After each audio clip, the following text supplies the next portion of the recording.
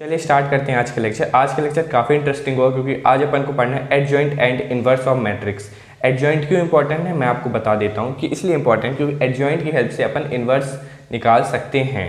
क्योंकि देखिए इनवर्स तो अपन ने पिछले चैप्टर में पढ़ा था मैट्रिक्स के अंदर पढ़ा था, बट उधर क्या होता था, उधर लेंदी बहुत प्रोसेस हो जाती थी, आंसर गलत भी आ जाता था। बट एडजॉइंट जब अपन इस वाले टॉपिक से पढ़ेंगे, मतलब डिटर्मिनेंट के अंदर पढ़ेंगे, तो एडजॉइंट की हेल्प से जब अपन इन्वर्स निकालेंगे तो बहुत ही आसानी से आ जाएगा। इसलिए एडजॉइंट इंपॉर्टेंट है। अब एडजॉइंट क्या होता है मैं आपको बता देता हूँ। अंग्रेजी में मैंने लिखा है, बट अपन तो हैं शुद्ध भाई हिंदी समझाने वाले, हम आपको हिंदी में समझाएंगे। तो चलिए वीडियो को देखिए आगे। देखिए तो क्या है एडजॉइंट होता क्या है, मैं आपको सबसे इजी, आपको माइनस एंड कोफैक्टर निकालना आना चाहिए, मोस्ट इंपॉर्टेंट है। अगर आपसे माइनस एंड कोफैक्टर नहीं आता है तो बिल्कुल वीडियो बंद कर दो, किसी काम की नहीं फिर तुम्हारे लिए वीडियो। तो आपको माइनस एंड कोफैक्टर तो जरूर आना चाहिए। और देखिए जब अब मैं बताता हूँ कैसे अपन एडजॉइंट निकालता है, कि बहुत ही आसान है, कुछ भी आपको सोचना नहीं है। आपको सिंपली कोफैक्टर्स निकालना है। कोफैक्टर कैसे आएगा, माइनस की हेल्प से आता है, वो आपको पता है। ठीक, कोफैक्टर निकाला और अगर अपन ने उसका ट्रांसपोज कर दिया, क्या कर दिया, ट्रांसपोज। अब आपको ट्रांसपोज भी आना चाहिए। ठीक है, ये सब टॉपिक इंटरकनेक्टेड हैं एक दूसरे से, तो आपको आना चाहिए। तो ट्रांसपोज अपन ने तीसरे चैप्टर में पढ़ा था। अगर आपको याद नहीं तो मैं एक बार और रिकॉल कर देता हूँ। मान लीजिए इधर तो अब 3x3 की सब होंगी क्योंकि स्क्वायर मैट्रिक्स होता है डिटर्मिनेंट के अंदर, वही सॉल्व होता है बाय चांस पे। फॉर एग्जांपल मान लीजिए अपने पास 3x2 की एक मैट्रिक्स है और बोले इसका ट्रांसपोज कर दो, तो क्या हो जाएगा 2x3, मतलब रो हो जाते हैं कॉलम और कॉलम हो जाती है रो, बस इतना है। अब चलिए मैं आपको प्रैक्टिकली करके दिखा देता हूँ।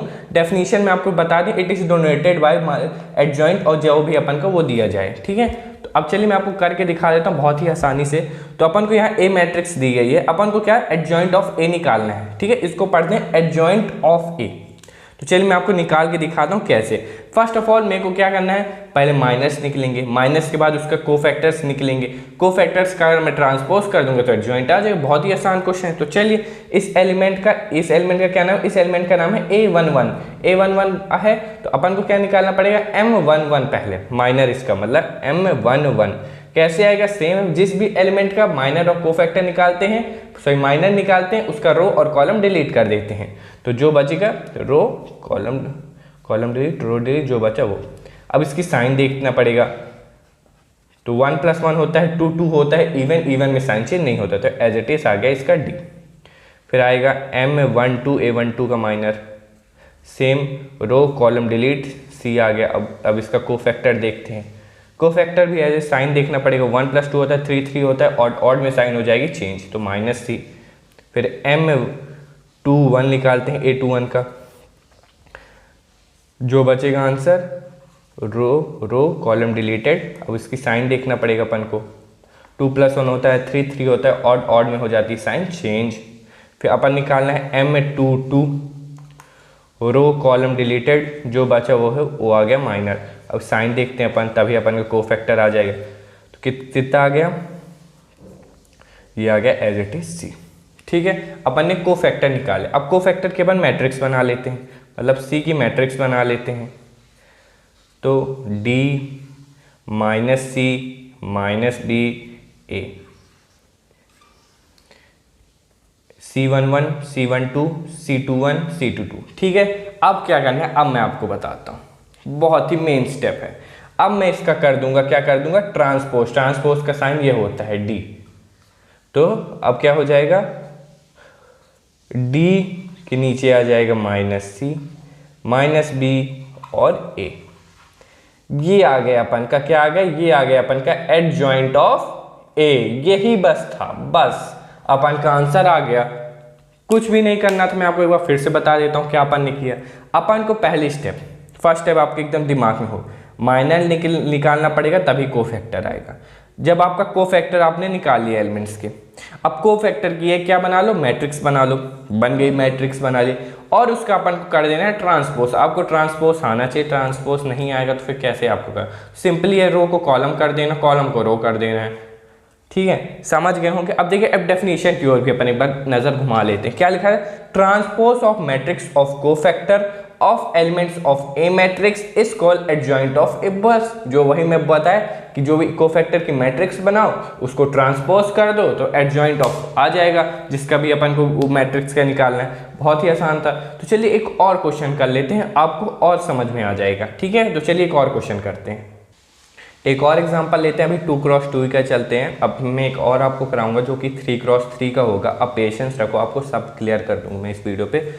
तो देखिए अपन को फिर से अपन को एडजॉइंट ऑफ ए निकालना है। सेम स्टेप है, पहले अपन क्या निकालेंगे, पहले अपन माइनस निकालेंगे। माइनस के हेल्प से क्या आ जाता है, कोफैक्टर। तो चलिए a11 का माइनस निकालते हैं, मतलब m11। सेम स्टेप है, रो और कॉलम उसका डिलीट कर देंगे, जो आंसर बचेगा वही आ जाता है माइनर। अब इसकी साइन देखना पड़ेगा तभी कोफैक्टर आएगा। 1 + 1 होता है 2, 2 होता है इवन, इवन में साइन चेंज नहीं होती, तो एज इट इज आ गया इसका 4। फिर अपन निकाल लेते हैं m12 a12 का माइनर। तो रो और कॉलम डिलीटेड, जो बचा वही अपन का आ गया माइनर। उसका कोफैक्टर भी निकाल लेते हैं c12। 1 + 2 होता है 3, 3 होता है ऑड, ऑड में साइन चेंज हो जाती तो ये आ जाएगा -3। फिर अपन निकालते हैं m21 का। रो कॉलम डिलीट कर दे, जो बचेगा वही आपका माइनर बचेगा। फिर c21 भी निकालना है, सेम स्टेप। 2 + 1 होता है 3, 3 होता है ऑड, ऑड में साइन हो जाती है चेंज, तो ये आ गया -2। फिर अपन निकालते हैं m22।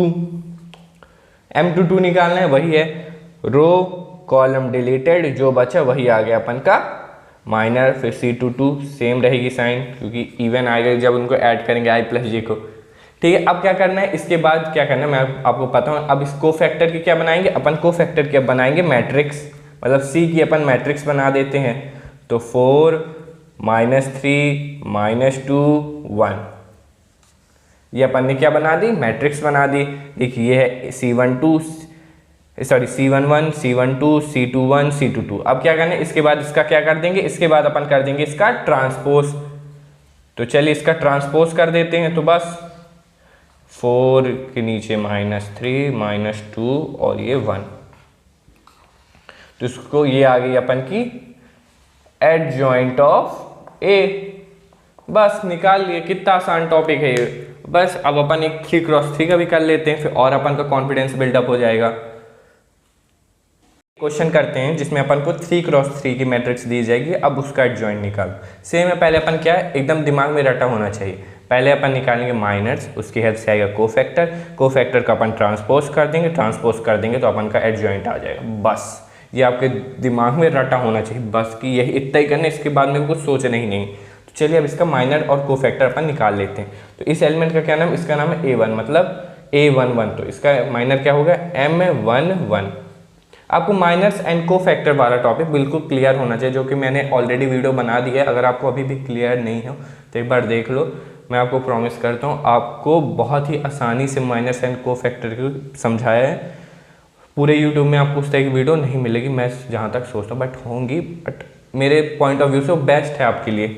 आपको एक भी डाउट नहीं होंगे उसमें। तो सेम स्टेप है, m11 है, रो और कॉलम उसका डिलीट कर देते हैं। फर्स्ट रो फर्स्ट कॉलम जो 4 एलिमेंट बचते हैं उसका क्या कर देते हैं अपन, डिटरमिनेंट निकाल लेते हैं। 3 1 3 4। तो जब इसको सॉल्व करेंगे कितना आ जाएगा, 12 12 -3 कितना होता है, 12 -3 होता है 9, तो 9। तो अब इसका अब साइन देखते हैं जिससे कोफैक्टर निकलेगा। 1 + 1 होता है 2, 2 होता है ऑड, ऑड में साइन चेंज, सॉरी 2 + 2 होता है इवन, इवन में साइन चेंज नहीं होती, तो ये आ गया 9। फिर अपन निकाल लेते हैं इसी तरह m12 का। रो कॉलम डिलीट कर दी, जो 4 एलिमेंट बचे उसका अपन क्या निकाल लेंगे, उसका अपन निकाल लेंगे डिटरमिनेंट। तो ये आ जाएगा 8 -9 -1 होगा, तो इसका कोफैक्टर आ जाएगा। 1 + 2 होता है 3, 3 होता है ऑड, ऑड में साइन चेंज हो जाती है, तो ये आ जाएगा 1। इसी तरह अपन m13 निकाल लेते हैं। रो और कॉलम डिलीट कर देते हैं, जो 4 एलिमेंट बचे उसका अपन क्या निकाल लेते हैं, उसका निकाल लेते हैं अपन डिटरमिनेंट।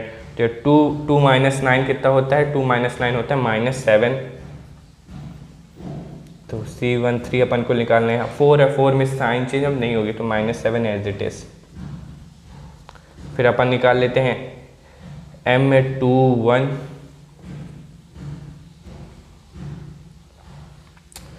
रो और कॉलम डिलीट कर दिए, जो 4 एलिमेंट बचे उनको उनका क्या निकालें, उसका निकाल लेंगे अपन डिटरमिनेंट। तो 16 - 2 कितना होता है 14। अब इसकी साइन देखना है, C21 2+1 होता है 3, 3 में हो जाएगी साइन चेंज क्योंकि ऑड है। फिर अपन निकाल लेते हैं इसी तरह M22 रो और कॉलम डिलीट कर दिए, जो 4 एलिमेंट बचे उनका क्या निकाल लें, उनका अपन निकाल लेंगे डिटर्मिनेंट। तो 4 - 6 कितना होता है, 4 - 6 होता है -2। तो माइनस, अब साइन देखना है, 2 2 + 2 होता है 4, 4 होता है इवन, इवन में साइन चेंज नहीं होती। फिर अपन निकालते हैं M23 4 एलिमेंट जो बचे उनका अपन क्या निकाल लेते हैं, उनका अपन निकाल लेते हैं कोफैक्टर, सॉरी उसका अपन डिटर्मिनेंट निकाल लेते हैं। तो 1 - 12 कितना होता है, 11 होता है, ये आ गया -11। अब साइन देखते हैं, साइन पलट जाएगी क्योंकि 2 + 3 होता है 5, 5 होता है, ऑड ऑड में हो जाती है साइन चेंज। अब निकालते हैं अपन M31 रो और कॉलम डिलीट कर दिए, जो 4 एलिमेंट बचे उसका अपन निकाल लेते हैं जल्दी से डिटर्मिनेंट। तो ये आ गया 12 - 6 क्या होता है, 12 - 6 होता है 6। अब साइन देखते हैं, साइन पलटती कि नहीं पलटती, 3 + 1 होता है 4, 4 में साइन चेंज नहीं होती, 4 में साइन चेंज नहीं होगी, तो ये आ जाएगा एज इट इज 6। ठीक है।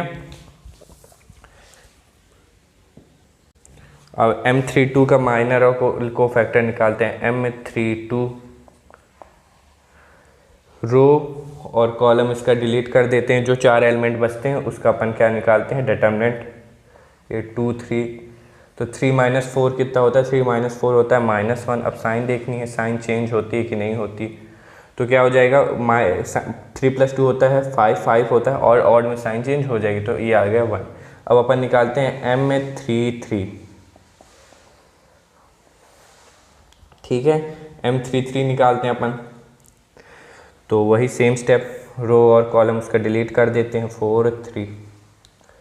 तो 3 - 8 कितना होता है, 3 - 8 होता है -5।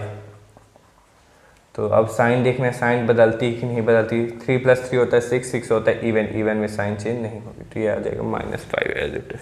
अब क्या करना है, जितने भी कोफैक्टर आए अब उसका क्या बनाएंगे, उसके अपन बनाएंगे मैट्रिक्स। तो C एक बना लेते हैं अपन मैट्रिक्स। ठीक है, एक सेकेंड कैमरे में अच्छे से आ रहा है, हाँ बिल्कुल आ रहा है कैमरे में अच्छे से।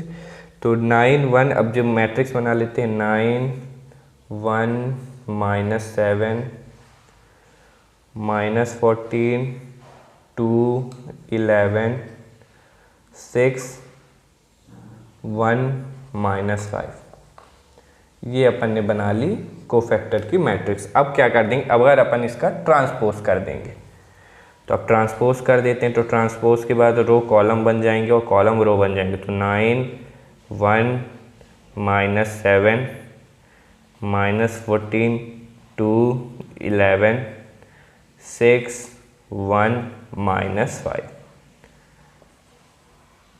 तो ये आ गया अपन क्या, एडजॉइंट अपन ने निकाल लिया ऑफ ए।